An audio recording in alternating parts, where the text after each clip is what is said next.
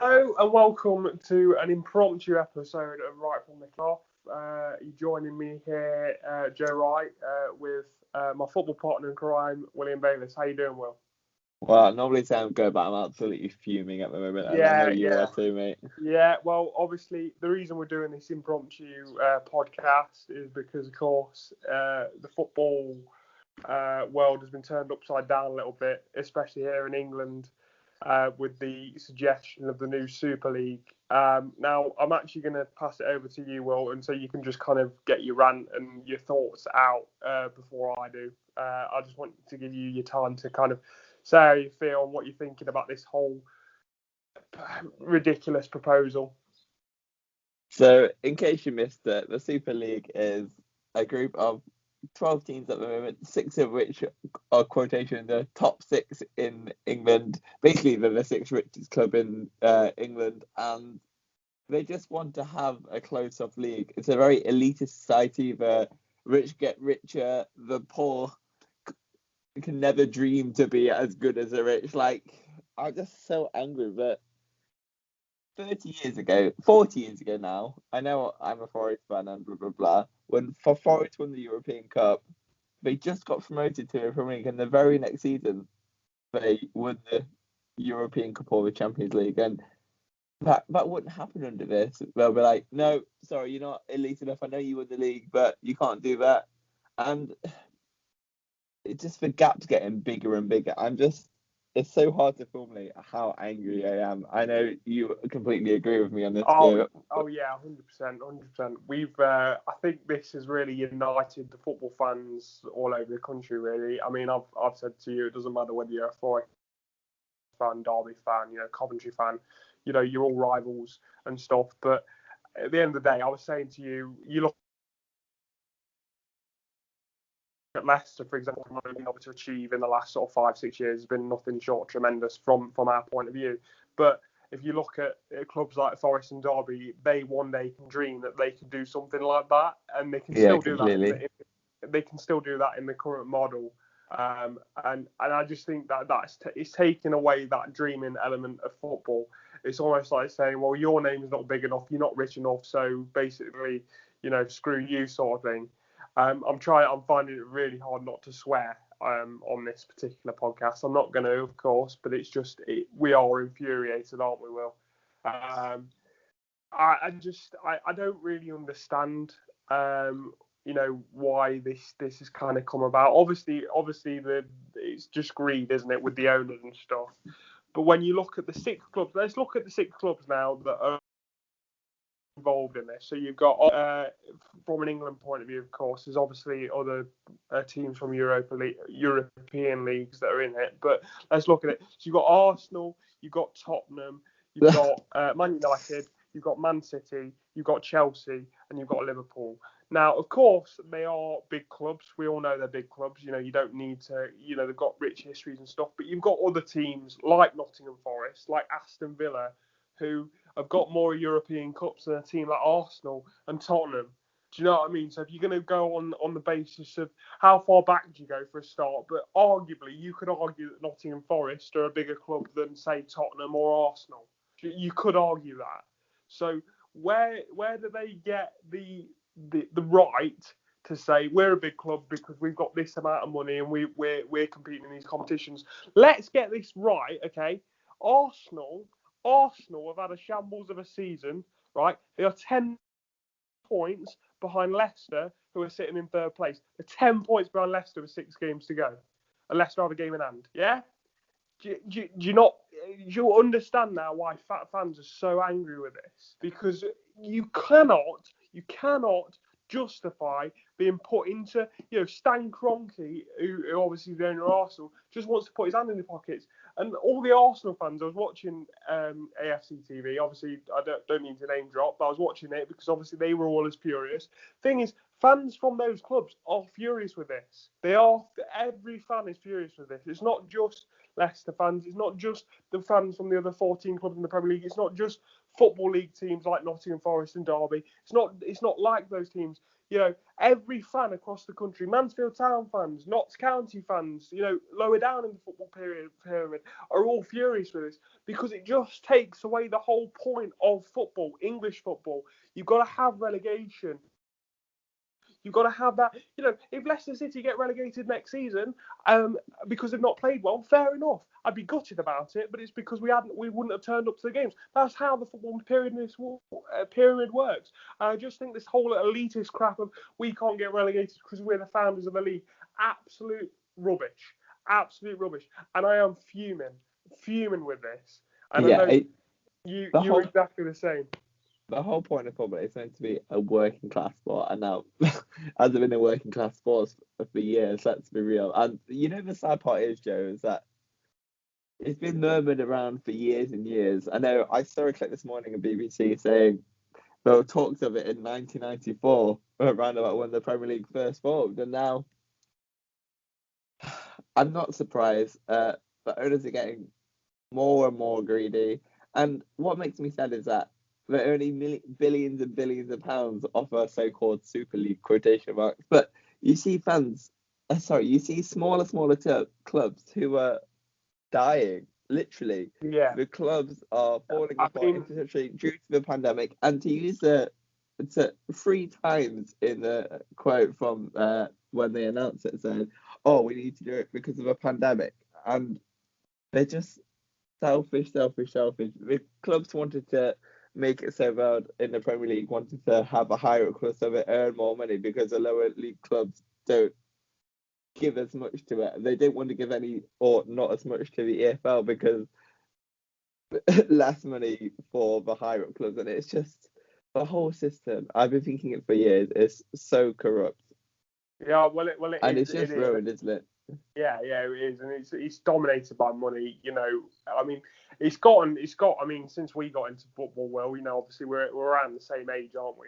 And since we really got into football, you'd probably think early 2000s sort of thing when we first started to kind of go to our first games and stuff. I just think that ever since then, really, it's kind of changed a lot. Obviously, it's. I almost can't speak. I was saying this to a friend of mine. I was like, I'm angry, and the thing is, the anger for it hasn't disappeared over the last 2 days. You expect something to die down, but this is a game we all love. I'm very fond of this game, and obviously very, very passionate about it. And I know you're the same, and I just feel like it's being ruined. But I think there has to be some sanctions taken on these 6 clubs. Do you agree, or would you go a different route? I obviously don't want to put words in your mouth, but would you go a different route?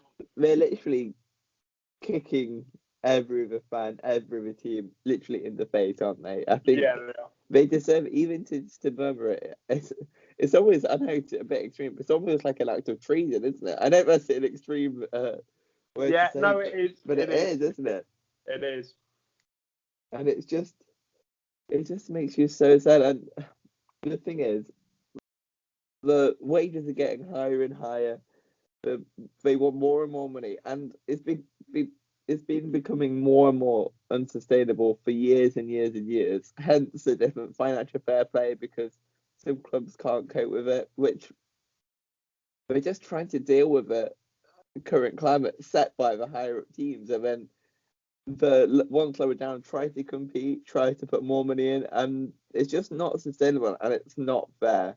I mean, it really isn't. I mean, I'm gonna use a different club now other than Leicester, but you look at a team like West Ham, a couple of years ago, even to the point last season they were struggling a bit.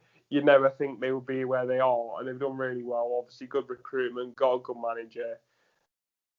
And they've done that through football and hard work. And obviously they've got money. You have to have money if you're in the Premier League to kind of compete. That's the way that the world is now, unfortunately.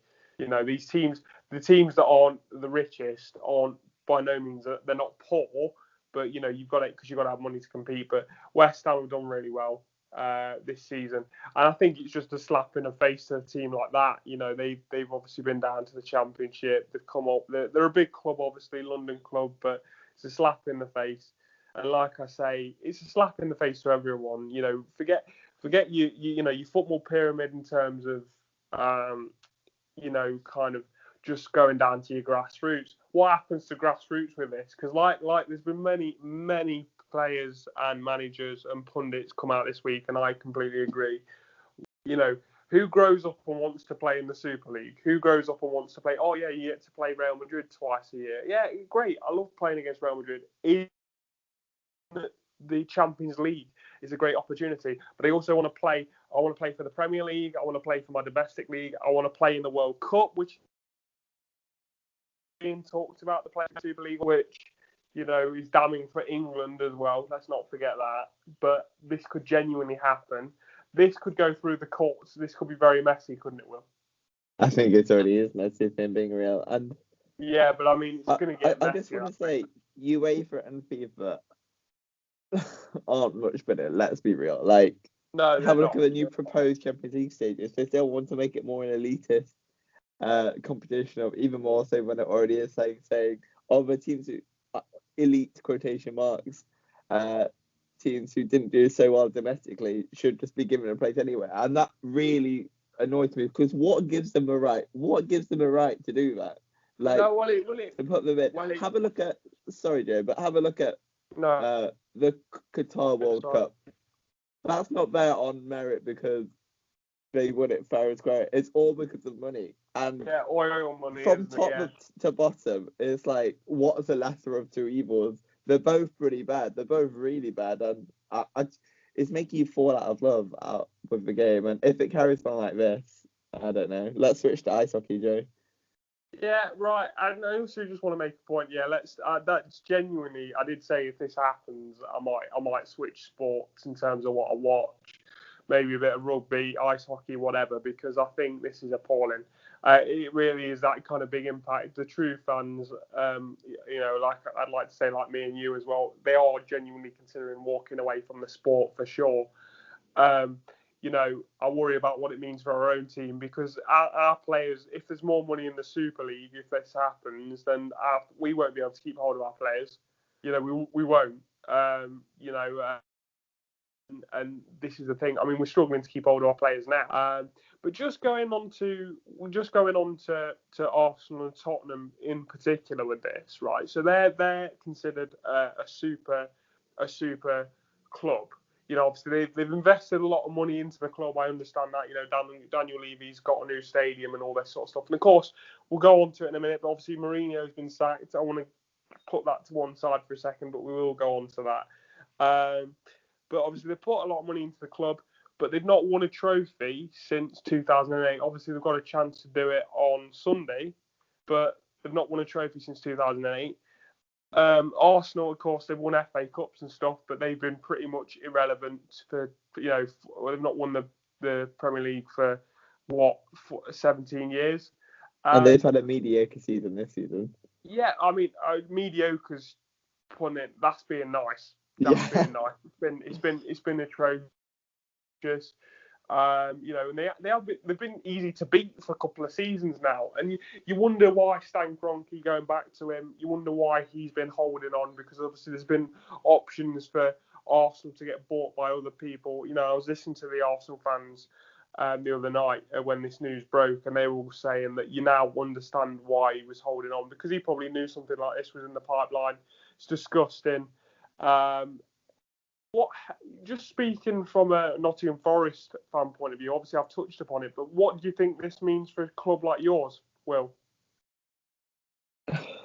I know we touched on it earlier, but every football fan in the lower league, I know when Leicester were in League One, they're like, one day I want to get to the Premier League and just play against the big teams, just to get a chance. And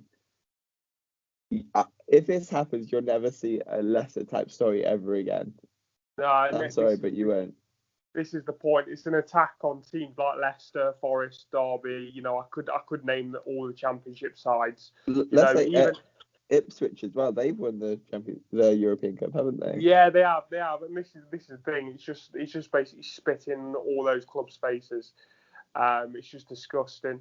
And I was looking at it this morning. Even a club like Wycombe, right, who have not been near the Premier League. I'm not going to say they've done tremendously well in the football pyramid, but this season, first time in their history, they've got into the position of being in the Championship. Right, that's an amazing achievement if you're a Wycombe fan. Right, that is, regardless of how well they're doing this season, that's an amazing achievement. They've managed to get to that high level, right? Okay. So what you're basically saying is, if you're going to be like, oh, well, we don't want to get relegated and stuff, it's a slap in the face to every team that's ever been promoted, every team that's ever been relegated and had the redemption for it, in terms of got straight back up or taken 5 years to get back up. But that moment of ecstasy as a football fan, when you finally get back up, Leicester were down, they went down to League One, they were in the Championship for many, many years. Since 2004, got back up in 2014, 15 season into the Premier League, and that moment we did that and we got promoted was probably arguably one of the best moments as a football fan for me. To see my team back in the Premier League and competing amongst the elite, all of that is just almost like, who gives a shit now? Because we're excuse my French, but we are moving away. I'm really sorry about the swearing, Will, but as you can imagine, it is quite a hot topic, and I am very passionate about it. So I'm trying to keep a lid on it a little bit. Don't apologise for it, Joe. And what's even more embarrassing now? We said that the president of Real Madrid, who's also the co-owner of this supposed Super League, said that they're considering changing the 90-minute match down so it's less time because kids don't want to sit there for 90 minutes. And if that happens, then game as we know it. I know I've said this before, but it's just ideas like that ruin the game, and it just angers me. It's all I don't know how they think that's going to be a good idea, because yes, kids might not be bored of it. When they get older, though, like the longer game, you want to get your money's worth. The extortionate price is what teams are playing for it. You know what I mean? It's just so ridiculous. It makes my blood boil, like like that. It's ridiculous, isn't it? We know these are super clubs. We already know they're super clubs, but it's just that we don't care about you. We don't care about the fans. Let's make no mistake. They don't care about the fans. And there's been statements through the media this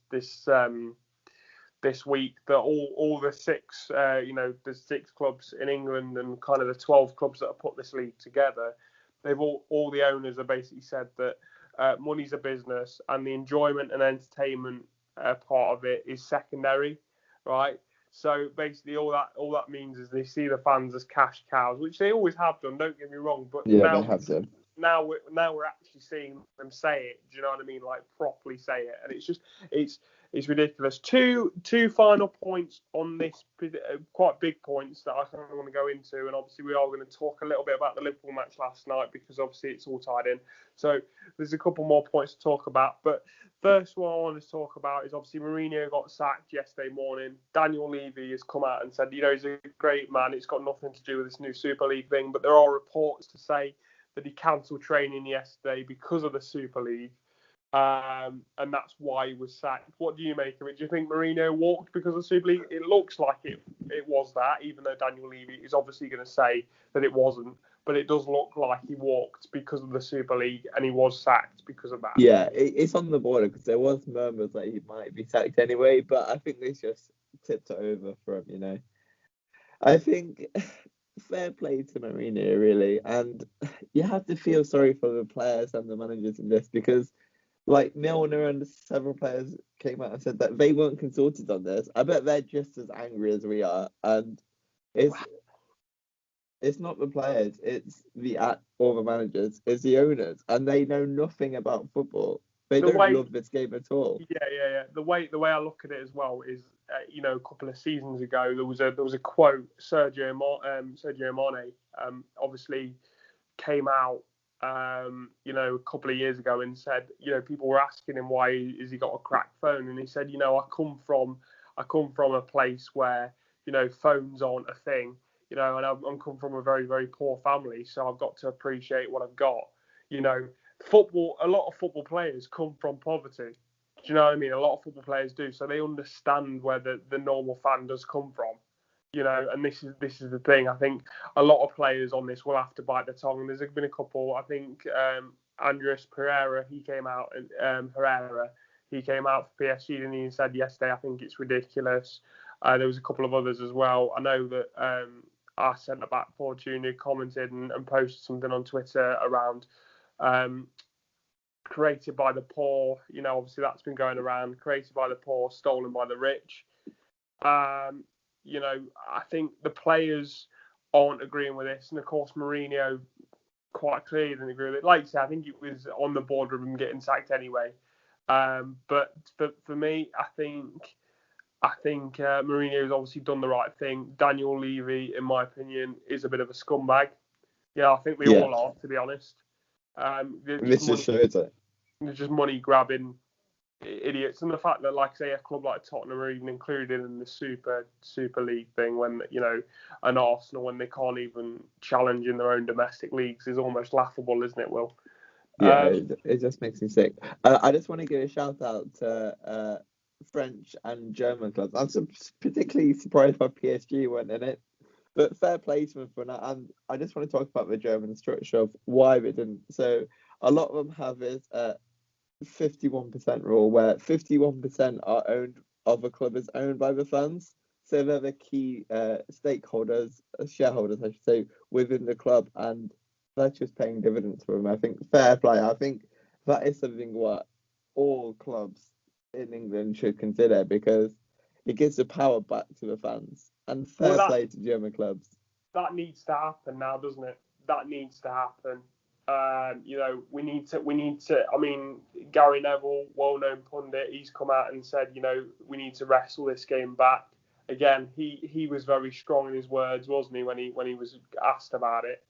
And a lot of ex-players are disgusted by this. So it's just been.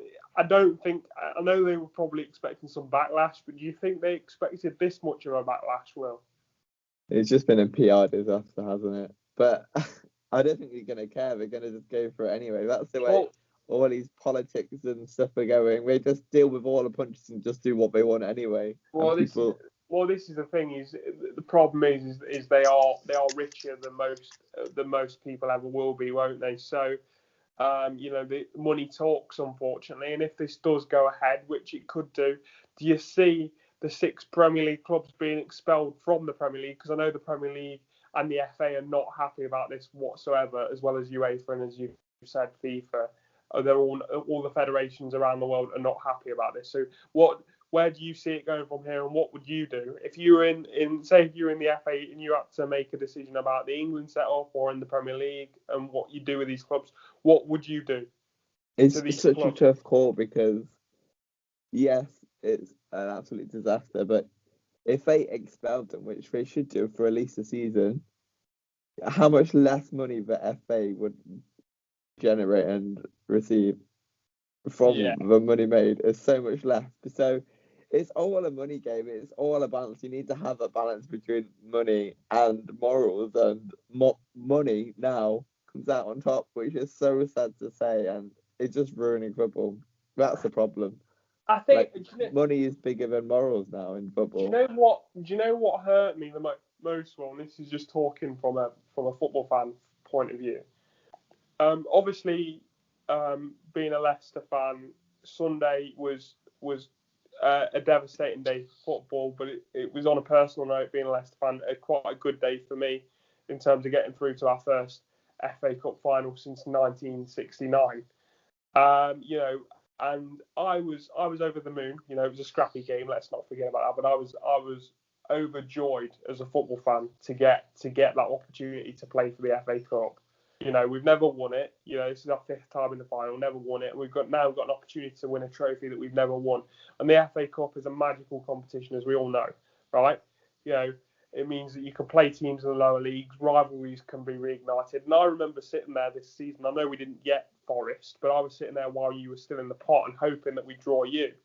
And I think you were thinking the same. I hope we draw Leicester, kind of thing. And that's the whole point. It's a great competition. Was really happy about it. And then this news kind of broke and just took, the entire shine of what Leicester and what other clubs around the leagues, not just the Premier League, but around football leagues and stuff, are trying to achieve within their own kind of what they set themselves in terms of targets. And it just takes the biscuit really. It just really took the shine off that win for me. And to be honest, that was an important game in our history on Sunday, and I was really happy. And then it just got all taken away by this news, and I was just kind of like, well, what's the point? What's the point? Yeah, what's the point? The FA, I want to win the FA Cup. The bigger clubs in terms of these Super Six, they might not care, but I was so happy that we were in that competition, we were in that final, and they got a chance to win it. And like I say, we've done really well. Just quickly then, going on to the game last night, and it again does tie in because it was Liverpool. What did you make of the game, and obviously the kind of political statements and stuff that the players from Leeds were making with the shirts, and obviously every fan pretty much celebrating the equaliser for Leeds. How did you feel that might have had an impact on the Liverpool players and the Leeds players in terms of the motivation going into that game? I think it had an extra poignancy for Leeds as well, because obviously Leeds is a very working class city. Liverpool was a working class city as well. I know the Liverpool fans are fuming about it. You see the signs and banners outside the stadium at Anfield. You saw a Leeds fan playing Money, Money, Money by ABBA blasting out when the Liverpool team bus came in, because it's just all about money. But when Leeds scored that equaliser, I've never celebrated a Leeds goal in my entire life. Yeah. I know everyone hates Leeds normally, but everyone loved Leeds last night for the last minute equaliser. No, I think it was great. I think sorry about that. Got off there. As I was saying, obviously when Leeds scored, I think everything in the country was happy about that, as you so rightly stated. But I think it was an important goal for Leeds, and I think it just and I think some Liverpool fans would have celebrated that, which kind of shows you the ridiculous of the situation. And I was just going to say, I want to say one more final thing on this point is, I think it's important to say that when I say that every fan in the country has been screwed by this, I do mean the fans that have been supported the clubs that have been involved in the Super League as well. I know Liverpool fans, I know Chelsea fans, I know Man City fans, I know Arsenal fans, I know Tottenham fans. I know all these big clubs. I know a lot of fans from those clubs are as devastated and disgusted by this. So it is important to say that we're not having an attack on the fans from those clubs, just the owners. It's the owners. It's not even the managers or the players. It's the owners, right? This is what it is. It's about money, it's about greed, and it's just about power, and it's about them trying to wrestle the game away from us fans at the end of the day. Yeah, completely. I completely agree with that, and it just makes me sick to myself. Even now we've spoken about it. I know it's not going to change anything, but I hope you got something from this and helped you understood what's going on. And we want to hear your views as well now, because it's well and good us talking about. I bet you have your views as well. Please get in touch and let us know, and we'll be talking about it on our next show, won't we, Joe? Yeah, we will. And we've actually got, funnily enough, we've got a Tottenham fan. We've got a show coming out tomorrow, our normal time slot. We've got a show coming out tomorrow. We've got a Tottenham fan coming on, haven't we, Will? So that's going to Peter Crouch. Peter Crouch, yeah, exactly. Peter Crouch. Really, really looking forward to that. No, but it's going to be interesting to see what this person says, and we're looking forward to it. But we are going to be talking about this a lot more on tomorrow's show as well. But yeah, give us your news, views, and comments, and your feelings about the new Super League and the teams uniting and possibly breaking away from their own domestic leagues. See you guys tomorrow, and thanks for listening. See you later, guys.